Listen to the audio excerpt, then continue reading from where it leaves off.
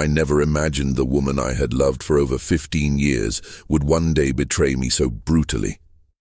Not just behind my back, but in a way that tore apart the very foundation of my family. What started as late-night office hours and client emergencies soon turned into a storm that would destroy everything I thought I knew about her. The truth didn't come from her lips. It came crashing into me through an unexpected midnight call, one that made my blood turn cold. Her best friend's trembling voice broke the silence of the night, exposing secrets that no husband should ever have to hear. And in that moment, I realized the woman lying peacefully beside me was a stranger who had been living a double life. Before I take you deeper, make sure to like, share, and subscribe, because what you're about to hear will shock you at every turn. My name is Jonathan Miller, a 42-year-old insurance agent living in Columbus, Ohio. For nearly 2 decades, I built a life I thought was solid, a career, a home, and 3 wonderful children. But all of it was about to collapse. It was 12:47 a.m. when my phone rang. I glanced at the screen, half asleep, and froze when I saw the name. Claire Matthews, my wife's best friend since college. She never called me directly, let alone at midnight. I answered cautiously, trying not to wake my wife, Rachel, who slept soundly next to me. Claire's voice cracked as she spoke. "Jonathan, I can't keep this inside anymore." My chest tightened. "What's wrong?" I whispered. There was a long pause on the line, then words that ripped my world apart. "Rachel has been cheating on you." The room fell silent except for the steady hum of the air conditioner. My pulse hammered in my ears as Claire continued. "I just saw her leave a bar with Ethan Collins, one of her colleagues. Jonathan, they've been together for months." I looked at Rachel's face on the pillow, the same face that had kissed me goodnight just hours earlier, the same woman who had tucked our youngest son into bed and helped our daughter with homework. But now, with Claire's words echoing in my mind, all of it felt like a cruel performance. I sat frozen, unable to move, staring at the ceiling. Part of me wanted to believe it was a nightmare, but another part of me, the part that had noticed the excuses, the late meetings, the subtle distance, knew the truth had finally caught up with me. I stayed on the phone, gripping it so tightly that my knuckles turned white. Claire's voice was shaky, filled with regret. "Jonathan, I should have told you earlier, but she's my friend. I thought maybe it would end. But tonight she introduced him as her boyfriend, right in front of people." Her words cut deeper than any knife. My wife, the mother of my children, openly parading another man as if I didn't exist. I turned to look at Rachel. She stirred slightly in her sleep, mumbling softly. Her dark hair sprawled across the pillow like nothing was wrong. To anyone else, she looked peaceful, innocent. To me, she looked like a stranger. The weight of betrayal pressed down on my chest, making it hard to breathe. "Since when?" I finally asked, my voice steady despite the storm inside me. "Since at least March," Claire admitted. "Maybe longer." "I'm so sorry, Jonathan." I hung up without saying another word. I set the phone down slowly on the nightstand, my heart pounding. The silence in the room felt heavier than ever, and the sound of Rachel's breathing only made the anger inside me grow. Every excuse, every late-night deadline, every rushed shower after work, suddenly it all made sense. Puzzle pieces I had ignored were now snapping into place with brutal clarity. The rest of the night, I didn't sleep. I just lay there, staring at the ceiling, listening to the steady rhythm of Rachel's breath. Each second felt like proof of how blind I had been. I thought about our kids, Noah, our 16-year-old son, Liam just 9, and our 13-year-old daughter, Emily. They trusted her, loved her unconditionally, and yet she had been lying to all of us. At 6:15 a.m., Rachel's alarm buzzed. She stretched, yawned, and leaned over to kiss my cheek, just like she had for 15 years. "Morning, honey," she said casually, her voice warm and sweet. I looked at her face carefully, searching for cracks in the mask she wore so perfectly. But there was nothing. Just the same smile she gave me every day, the same one she used while living a double life. "Morning," I replied, forcing calm into my voice. Inside, though, I was already preparing for what came next. Rachel rolled out of bed and headed straight to the bathroom. Moments later, the sound of running water filled the room. My eyes shifted to her phone on the nightstand. Normally she carried it everywhere, but today she'd left it behind. For the first time in 15 years of marriage, I felt no hesitation. I picked it up, no password, no lock screen. She trusted me that much. Or maybe she thought I was too naive to ever check. I opened her messages, my heart racing with every swipe. The third thread from the top caught my attention, a name I recognized all too well, Ethan Collins. I tapped it. The most recent message made my stomach twist into knots. Can't wait to see you tonight.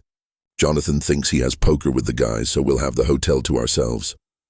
Last night, Tuesday, poker night, I had canceled my plans to stay home with the kids, a choice Rachel had encouraged with that sweet smile of hers. Go have fun, I'll take care of bedtime, she had said. Now I knew the real reason. Scrolling higher, I uncovered months of messages, hotel bookings, dinner plans, photos I wished I had never seen. Each word was another dagger confirming Claire's confession.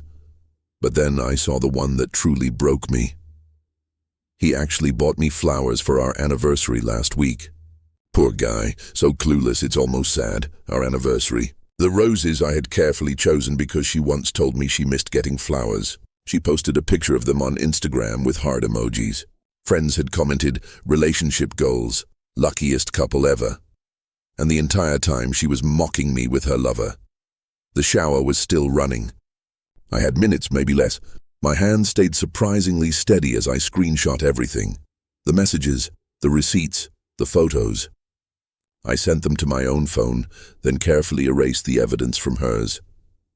By the time Rachel came out of the bathroom, towel wrapped around her hair, I was standing in the kitchen making coffee, acting as if nothing had happened. "You're up early," she said with a casual smile. I forced a smile back. Yeah, big day ahead. Inside, though, I wasn't her husband anymore. I was her silent investigator, preparing for the war she didn't know was coming. Rachel scrolled through her phone as she poured herself coffee, her face calm and composed. "I'll probably be late again tonight," she said casually. "The Davidson case is eating up all my time."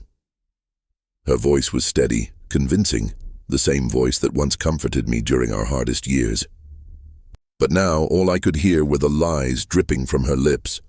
I studied her carefully. The woman standing in front of me was no longer the same partner I thought I knew. She was an actress, performing her role while I sat quietly in the audience, watching the truth unfold. I forced myself to stay calm, to nod as if nothing had changed. "No problem," I replied. "I'll take care of dinner and homework." She smiled warmly, kissed my cheek and whispered, "You're the best, Jonathan." I wanted to scream, but instead I swallowed the anger, choosing silence over rage. Across the table, little Liam looked up from his cereal bowl. "Dad, can you help me with my volcano project tonight?" His innocent smile was like a knife twisting in my chest. "Of course, buddy," I said gently. How cruel was it, I thought, that while my son learned about eruptions in his textbook, his family was sitting on the edge of an explosion of its own. After breakfast, Rachel grabbed her briefcase and kissed the kids goodbye. "Work is going to be crazy today," she said, rushing out the door. I watched her drive off, the image of Ethan's hand on her back from Claire's description burning in my mind. For a moment, I just stood there in silence. Then I grabbed my car keys. For 15 years I had trusted her blindly. Today that trust was gone. Today I would follow her. I cancelled my morning meetings and trailed her silver Honda onto Route 33. She should have been heading toward her law firm's downtown office. Instead, she drove east, straight toward the shopping district. My phone buzzed. A text from Rachel lit up the screen. "Busy morning ahead. Might not have time for lunch. Don't wait for me." My grip tightened on the wheel as I watched her signal and pull into the parking lot of the Marriott Suites. And there it was. Ethan's black BMW already parked outside. My chest tightened, but my hands stayed steady. I had my proof. Now I just needed to see it with my own eyes. I parked across the street, hiding my car behind a delivery truck. My heart thudded in my chest, but my face stayed calm. If Rachel thought she was clever, she had no idea how far I was willing to go for the truth. I didn't have to wait long. Within minutes, I saw her walking into the hotel lobby. Ethan was already there, his black suit, his arrogant smile, his hand sliding naturally to the small of her back. It was like watching a scene they'd rehearsed 100 times before. Rachel laughed at something he whispered, leaning into him like a teenager on her first date. I sat frozen, watching my wife transform into someone I didn't recognize, confident, flirtatious, alive in a way she hadn't been around me in years. My phone buzzed again. A message from Rachel, sent only 30 minutes earlier. Reviewing documents, deadlines killing me. Attached was a photo of a legal file. The timestamp mocked me. She was lying even as she smiled up at him, her lipstick perfect, her eyes sparkling with secrets. They disappeared into the elevator together. I clenched my fists, but I didn't move, not yet.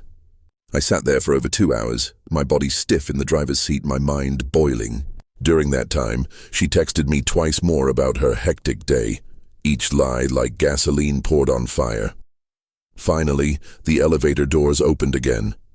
Rachel walked out, her hair slightly out of place despite her attempt to fix it. Her lipstick reapplied, but not carefully enough to hide the truth. Ethan followed close behind, his grin smug, his posture relaxed. And then, the moment that confirmed everything, she kissed him in the parking lot. Not a polite peck between colleagues. A kiss full of intimacy, passion, and betrayal. I felt my stomach churn, but I stayed still. Let her think she was safe. Let her think she was clever. Rachel strolled to her car, pulled out her phone, and snapped a selfie with her latte, captioning it, "Fuel for a busy day. Legal life never stops." She posted it on Instagram at 11:47 a.m. while I sat just 50 yards away, knowing she had just spent the morning in a hotel bed with another man. The double life she was living was no longer hidden. It was in plain sight, and soon it would all come crashing down on her. That night, Rachel came home right on time, humming softly as she set her purse down. She kissed me on the cheek, smiling like nothing had happened. "How was your day?" she asked, slipping off her blazer. I forced a calm expression. "Busy, how about you?" "Exhausting," she sighed. "Court deadlines are killing me." I stared at her, at the same lips I had seen touch another man just hours earlier. I thought about the lipstick she had reapplied in the hotel bathroom, the lies typed into her phone while she was in Ethan's arms. And now she was here, playing the role of a loving wife and mother. At the dinner table, Emily chatted about her science project while Liam spilled juice on his homework. Rachel laughed and wiped it up, her eyes glowing with maternal warmth. To the kids, she was still the same caring mom. To me, she was a stranger. One I could no longer trust. Later, while she helped Liam measure baking soda for his volcano experiment, I slipped into the office to look through the household files. For 15 years, Rachel had managed our personal finances. "You focus on the business accounts, I'll handle the details," she always said. Now I understood why. In her desk drawer, I found a folder marked Personal. Inside were credit card statements I had never seen before. A Capital One account, opened 8 months ago. In her name only, the charges told a story I didn't want to read but couldn't ignore. $247, Marriott Suites. February 14th, Valentine's Day, the night she claimed she was working late. $186, Victoria's Secret, 2 days before, lingerie I'd never seen. $312, Ruth's Chris Steakhouse, March 3rd, my birthday. She had told me she was stuck in an emergency client call while I waited at home with the kids. 1847, the Peninsula, Beverly Hills, April 15th to 17th. A spa retreat with the girls while I took the kids camping, and that was just the beginning. Recurring charges for Spotify Premium, Netflix upgrades, a luxury travel club. Every month, thousands drained from our savings. I did the math. In just 8 months, she had spent over $43,000, money meant for college funds, mortgage payments, our future. Not only was she betraying me emotionally, she was stealing from her own children to fund her affair. I photographed every statement, every page, carefully placing them back exactly as I'd found them. My hands were steady. The shock was gone now, replaced by something colder. That evening, Rachel cooked her famous chicken piccata, humming as if nothing was wrong. The kids praised her cooking, and she smiled at me across the table as if we were still the picture-perfect family. I smiled back, but inside, I was already planning her downfall. The breaking point came one afternoon during Emily's basketball practice. I was sitting on the bleachers watching my daughter run drills when Noah slid into the seat beside me. He was supposed to be at his part-time job at the hardware store. "Shouldn't you be working?" I asked. He shook his head, his jaw tight. "I called in sick. We need to talk." The seriousness in his tone made my chest tighten. "What's going on, son?" He stared straight at the court, avoiding my eyes. "I know about Mom." The words hit harder than a punch. "What do you mean?" I asked carefully. "I saw her last Tuesday. Her car was parked at that hotel near the mall. I waited, and I saw her come out with some guy. I didn't want to believe it, but..." He swallowed hard. "Dad, she's been cheating on you." My stomach sank. My son had seen with his own eyes what I had been trying to keep hidden. The weight of betrayal had already reached him. "How long have you known?" I asked. "A couple months. She's been acting weird. Always on her phone, always working late. She barely even talks to us anymore."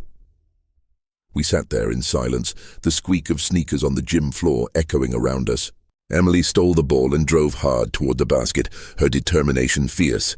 She was strong, stronger than I felt in that moment. "Are you going to divorce her?" Noah finally asked. The question hung in the air like a storm cloud. Not because I hadn't thought about it, but because hearing it from my son made it real. "I don't know yet," I admitted quietly. "You should," he said firmly. "Logan doesn't need to grow up watching you get walked on." "None of us do," his words stung. But they were true. I had raised Noah to stand tall, to protect his family, to never accept disrespect. And now, he was watching me ignore my own lessons. Emily jogged over at the end of practice, sweat dripping down her forehead. "Did you see my steal, Dad?" She grinned. "You were amazing, sweetheart," I said with a smile that felt heavier than it looked. But as I walked out of the gym with my children that night, I knew the storm we were heading into could tear us apart, unless I found the strength to end Rachel's lies once and for all. The hospital smelled of antiseptic and fear. I rushed through the corridors after a call that froze my blood. Liam had collapsed during soccer practice. By the time I reached his room, he was pale, small against the hospital sheets, his hand trembling as I held it. "Dad," he whispered weakly. "Where's Mom?" I swallowed hard. "She's on her way, buddy." It was a lie. I had already called Rachel 3 times. Straight to voicemail each time. Dr. Martinez pulled me aside. "It's his appendix. We need to operate tonight. The longer we wait, the more dangerous it gets." I signed the papers immediately. Whatever Rachel was doing, wherever she was, my son's life couldn't wait. Noah arrived 20 minutes later, still in his work uniform, his face full of anger. "She's not here," he demanded.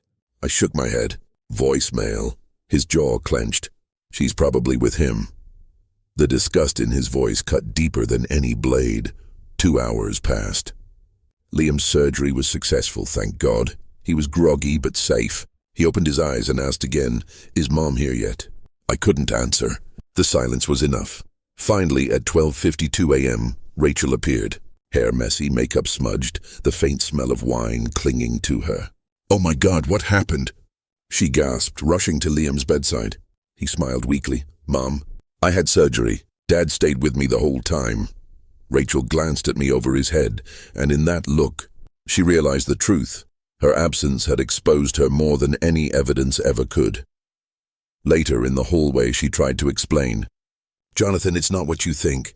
I was at a client dinner." "Stop," I cut her off. My voice was cold, final. "He almost died tonight and you weren't here. You were unreachable because you were with him." Her face drained of color. "That's not..." "I know everything, Rachel. The hotels, the credit cards, the lies, all of it." She stared at me speechless as I delivered the words that sealed our fate. "I filed for divorce yesterday. You'll be served tomorrow." Her tears fell, but they didn't move me. Not anymore. 6 months later, the divorce was finalized. I had custody of the kids. Rachel saw them only on supervised weekends, her once perfect image shattered beyond repair. The judge had seen the same truth I had. a mother who chose her affair over her children. And when she married Ethan in a small beach ceremony weeks later, I felt nothing. No anger, no pain, just relief, because she was no longer my problem. That night, sitting in our smaller but happier home, I looked at my children gathered around me, laughing over Liam's silly card tricks. For the first time in years, I felt peace. Rachel had destroyed our marriage, but in doing so, she gave me something she could never take back: the strength to rebuild my family on truth, loyalty, and love, and that was more powerful than any betrayal.